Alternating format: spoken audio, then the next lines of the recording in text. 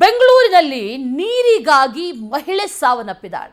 ಆ ಪ್ರಕರಣಕ್ಕೆ ಸಂಬಂಧಪಟ್ಟಂತೆ ದಂಡು ಮಾರಿಯಮ್ಮ ಆಡಳಿತ ಮಂಡಳಿ ನಿರ್ಲಕ್ಷ್ಯಕ್ಕೆ ಈಕೆ ಬಲಿಯಾದ್ಲ ಅನ್ನುವಂಥ ಪ್ರಶ್ನೆಯೊಂದು ಕಾಡ್ತಾ ಇರೋದು. ಈ ಅಮಾಯಕ ಮಹಿಳೆ ಸಾವಿಗೆ ಕಾರಣ ಯಾರು, ಹೊಣೆ ಯಾರು ಅನ್ನೋ ಪ್ರಶ್ನೆ. ನೀರಿಗಾಗಿ ಮಹಿಳೆ ಸಾವನ್ನಪ್ಪಿರೋದು. ಈ ಸಾವಿಗೆ ಬಿಬಿಎಂಪಿನ, ಬಿಡಬ್ಲ್ಯೂಎಸ್ಎಸ್ಬಿನ, ಬೆಸ್ಕಾಂ ಇಲಾಖೆನ ಯಾರು ಹೊಣೆ?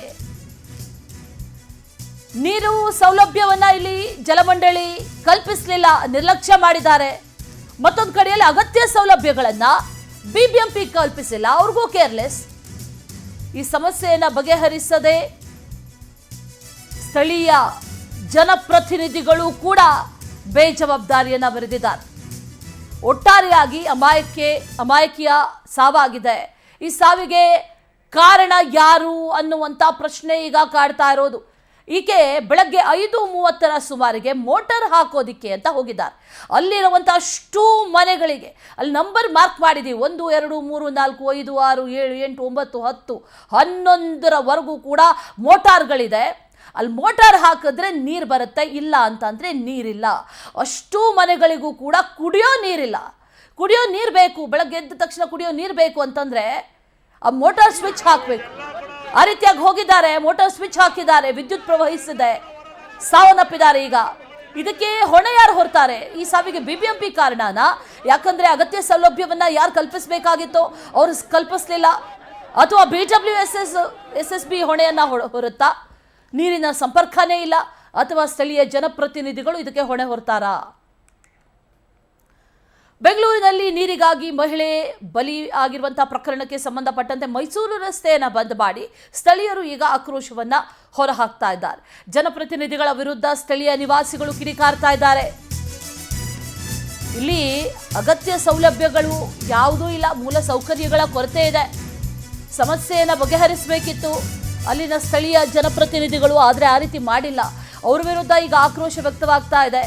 ಅನ್ಯಾಯಕ್ಕೊಂದು ಜೀವ ಹೋಯ್ತಲ್ಲ ಅಂತ ಜನ ಆಕ್ರೋಶವನ್ನ ವ್ಯಕ್ತಪಡಿಸ್ತಾ ಇದ್ದಾರೆ. ಸಚಿವ ಜಮೀರ್ ಅಹ್ಮದ್ ವಿರುದ್ಧ ಕಿಡಿಕಾರಿದ್ದಾರೆ ಅಲ್ಲಿನ ಸ್ಥಳೀಯರು. ರಸ್ತೆ ಬಂದ್ ಮಾಡಿರೋದ್ರಿಂದ ವಾಹನ ಸವಾರರಿಗೂ ಕೂಡ ತೊಂದರೆ ಆಗ್ತಾ ಇದೆ, ಪರದಾಡ್ತಿದ್ದಾರೆ ಅವರು ಕೂಡ. ಸ್ಥಳದಲ್ಲಿ ಈಗ ಕೆಎಸ್ಆರ್ಪಿ ತುಕಡಿಯನ್ನು ನಿಯೋಜಿಸಿ ಬಿಗಿ ಭದ್ರತೆಯನ್ನು ಕೂಡ ಒದಗಿಸಲಾಗಿದೆ. ಯಾಕಂದ್ರೆ ಯಾವ ಟೈಮಲ್ಲಿ ಏನಾಗಬಹುದು ಅನ್ನೋದನ್ನ ಊಹಿಸೋದಕ್ಕೆ ಆಗದೆ ಇರುವಂಥ ಏರಿಯಾಗಳು. ಹಾಗಾಗಿ ಪ್ರತಿಭಟನೆಯಿಂದ ಕಿಲೋಮೀಟರ್ ಗಟ್ಟಲೆ ಟ್ರಾಫಿಕ್ ಜಾಮ್ ಆಗಿದೆ. ಅಲ್ಲಿ ಗಮನಿಸ್ತಾ ಇದ್ದೀವಿ, ಮಹಿಳೆ ಸಾವನ್ನಪ್ಪಿದ್ದಾಳೆ.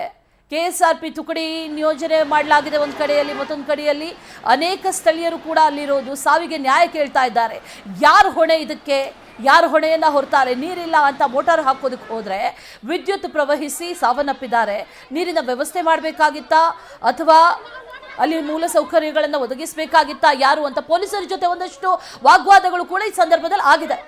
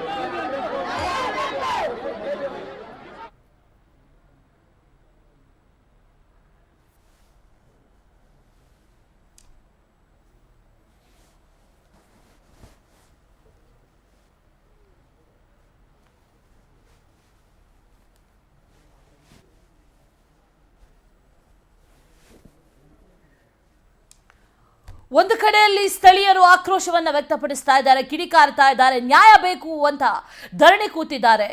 ಮತ್ತೊಂದು ಕಡೆಯಲ್ಲಿ ಒಬ್ಬ ಮಾಯಕಿಯ ಸಾವಾಗಿದೆ. ಏನೂ ಅರಿಯದಂಥ ಮಾಯಕಿ, ಅಲ್ಲಿ ವಿದ್ಯುತ್ ಸ್ಪರ್ಶ ಆಗತ್ತೆ ಅಥವಾ ಪ್ರಾಣ ಹೋಗುತ್ತೆ ಅಂತಾನೂ ಗೊತ್ತಿರಲಿಲ್ಲ. ಮೋಟಾರ್ ಹಾಕೋದಕ್ಕೆ ಹೋಗಿದ್ದಾರೆ. ಅವರ ಸಂಬಂಧಿಕರ ಆಕ್ರಂದನ ಕೂಡ ಮುಗಿಲು ಮುಟ್ಟಿದೆ. ಇವಾಗ ಒಬ್ಬ ಲೇಡಿ ಬಂದು ನೀರು ಹಿಡಿಯುವಾಗ ಕರೆಂಟ್ ಹೊಡೆದು ಸತ್ತೋಗ್ಬಿಟ್ರು. 50 ವರ್ಷದಿಂದ ಇದೇ ಬಗೆಹರಿತಾ ಇದೆ. ಇವಾಗ 4ನೇ ಸಾವು ಆಗಿರೋದು. ಇದುವರೆಗೆ ಯಾರು ಆಫೀಸರು ಯಾರು ರೆಸ್ಪಾನ್ಸಿಬಲ್ ತೊಗೊಂಡಿಲ್ಲ. ನಾವು ಬಂದು ಈ ಥರ ಹೋರಾಟ ಮಾಡುವಾಗ ನಮಗೆ ಶಾಂತಿಯಿಂದನೇ ಹೋರಾಟ ಮಾಡೋದು. ಇವಾಗ ಬಿಟ್ಟರೆ ನೆಕ್ಸ್ಟು ನಮಗೆ ಬಗೆಹರಿಯೋಕ್ಕಾಗಲ್ಲ. ಇನ್ನು ಎಷ್ಟು ಜನ ನಾವು ಸಾಯೋಕ್ಕೆ ರೆಡಿಯಾಗಿರ್ತೀವಿ. ನಾವೆಲ್ಲ ಇಷ್ಟು ಲೀಡ್ರುಗಳಿದ್ದು ಇಷ್ಟೆಲ್ಲ ಮಾಡಿ ನಮ್ಮ ಕೈಲಿ ಏನು ಮಾಡಿಲ್ಲ ಅಂದರೆ ಹೆಂಗಸರು ಏನು ಮಾಡ್ತಾರೆ? ಪೊಲೀಸ್ ಅವ್ರು ಏನು ಹೇಳ್ತಾರೆ? ರಕ್ಷಣೆ ಕೊಡೋದಂದರೆ ಅವ್ರು ನಮ್ಮ ಮೇಲೆ FIR ಹಾಕೋಕ್ಕೆ ರೆಡಿಯಾಗಿದ್ದಾರೆ ಅಂತಾರೆ. ನಾವೇನು ಕೇಳಿ ನಾವು ಹೋರಾಟ ಮಾಡೋದು ಬಿಟ್ಟು ಹೋಗ್ಲಾ? ಇಲ್ಲ ಇಲ್ಲಿ ಜನಕ್ಕೋಸ್ಕರ ರಕ್ಷಣೆ ಮಾಡೋದಾ? ಇಲ್ಲ ಏನು ಮಾಡ್ತಾರೆ? ಏನಕ್ಕೆ ರೋಡ್ ಬಂದ್ ಮಾಡಿದ್ರೆ ಏನು ಸಮಸ್ಯೆ? ಅವ್ರು ಬಂದು ಬೆಳಗ್ಗೆ 3 ಗಂಟೆಯಿಂದ 9 ಗಂಟೆವರೆಗೂ ಹೋರಾಟ ಮಾಡ್ತಾ ಇದ್ದಾರೆ. ಇನ್ನು ಸಂಬಂಧಪಟ್ಟವರು ಒಬ್ಬರು ಬಂದಿಲ್ಲ. ಆದರೆ ಪೊಲೀಸ್ ಅವ್ರು ಮಾತ್ರ ಬಂದು ಈ ರೋಡ್ ಬಂದ್ ಮಾಡಬೇಕು, ಕಾನೂನು ಪರವಾಗಿ ನೀವು ಇದು ಮಾಡ್ತಾ ಇದ್ದೀರಾ ಅಂತ ಅವ್ರು ಬಂದು ನಮ್ಗೆ ತೊಂದರೆ ಕೊಡ್ತಾ ಇದ್ದಾರೆ. ಸಮಸ್ಯೆ ಏನಂತ ನಾವು ಕೇಳೋದು? ನಮ್ಗೆ ಸಮಸ್ಯೆ ಮಾಡೋ ರಕ್ಷಣೆ ಕೊಡೋರೇ ಕೇಳ್ತಾರೆ.